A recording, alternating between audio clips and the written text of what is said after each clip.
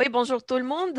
Aujourd'hui, je voudrais faire une petite interview avec euh, mon étudiante Lydia, qui a récemment passé un examen de russe de niveau B1 et qui a obtenu le certificat officiel de l'Université de Saint-Pétersbourg, certificat de la langue russe de niveau B1, c'est niveau intermédiaire. Et maintenant, c'est possible de passer ces examens en ligne et avoir un vrai certificat de l'Université de la Russie, de Saint-Pétersbourg. Euh, voilà ce qui n'était pas possible avant. C'est pourquoi j'ai voulu poser quelques questions à Lydia sur son expérience, comment ça s'est passé l'examen en ligne, comment elle s'est préparée et peut-être ça va être aussi une motivation pour vous pour continuer vos études de russe et un jour aussi essayer de passer le test et le réussir, bien sûr, et obtenir votre certificat. euh, de la langue russe. Alors, bonjour Lydia. Bonjour. Première question, pourquoi tu as décidé de passer cet examen? Pourquoi tu veux avoir, oui, tu vas avoir ce certificat? Pourquoi tu as voulu, au premier lieu, d'avoir le certificat? Alors déjà, moi, dans mon cas, je suis étudiante en russe à l'Université de Toulouse. Je prends des cours avec Natalia en plus de mes cours à l'université parce que je suis en enseignement à distance. Et donc, travailler toute seule, ça n'est pas facile. Donc, on travaille régulièrement en fonction également de mon programme universitaire. Mais c'est vrai que j'étais aussi intéressée. Je suis en licence. Donc, la licence, je ne l'aurai, si tout va bien, qu'à la fin de l'année. Et j'aimerais, moi, me spécialiser après en traduction. Donc, c'est vrai que tout ce que je peux passer en diplôme m'intéresse parce que ça peut ensuite être un avantage au niveau de la profession. Mhm. Et avoir en plus, là, sans attendre jusqu'à la fin de l'année prochaine, avoir déjà un diplôme, moi, va pouvoir aussi me permettre d'essayer de négocier avec mon employeur pour pouvoir changer de service et peut-être de demander, alors, si tout va bien vu la situation actuelle, mais peut-être de demander de pouvoir travailler à l'Office du tourisme, au service du jumelage. Tout ce qui peut être pour moi un avantage au niveau des langues m'intéresse. Et donc, je suis déjà très contente d'avoir ce diplôme. En plus, il me semble, si je ne me trompe pas, que le B1, c'est le diplôme qui est requis pour pouvoir faire les échanges d'étudiants ou pour pouvoir faire des stages. Mhm. J'ai déjà des pistes intéressantes pour pouvoir faire des stages en immersion quand on pourra voyager à nouveau. Donc, c'est vrai que si ça peut me permettre, moi, de valoriser donc, ma formation et que ce soit un argument pour être recruté en stage, ça m'intéressait énormément.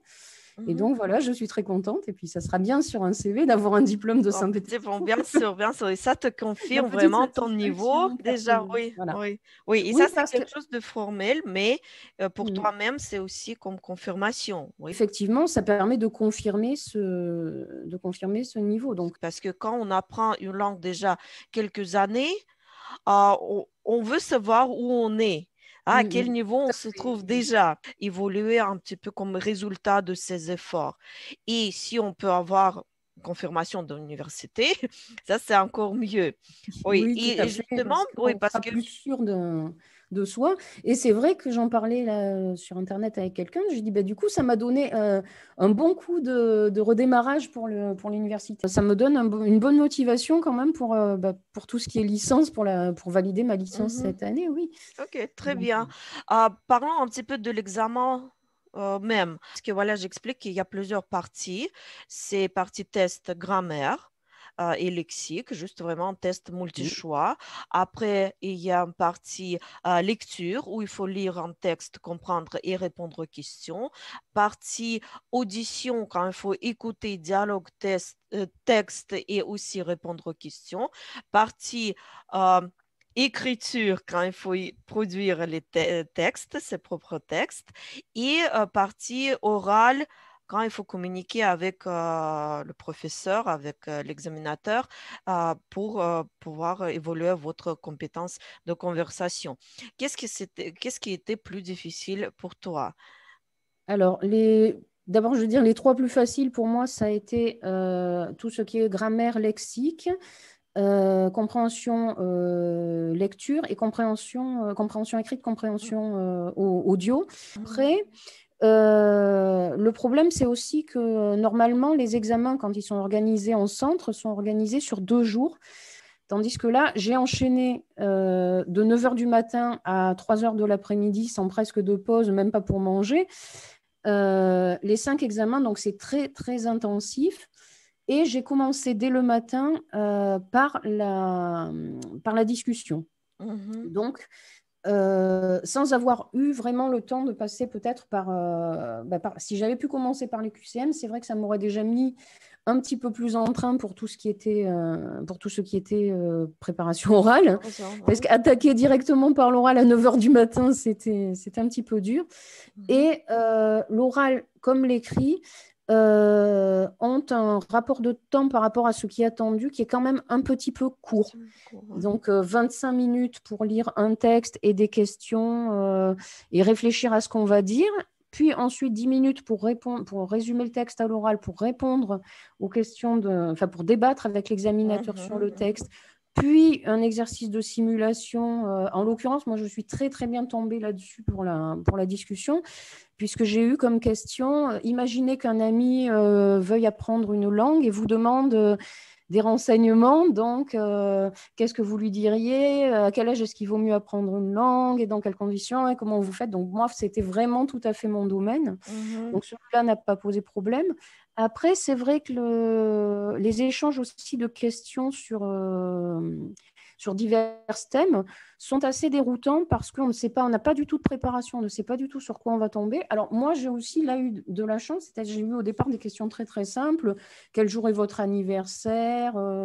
Est-ce que vous faites du sport? Quel sport vous faites? Donc, pour pouvoir s'entraîner à l'instrumental ou à dire les chiffres.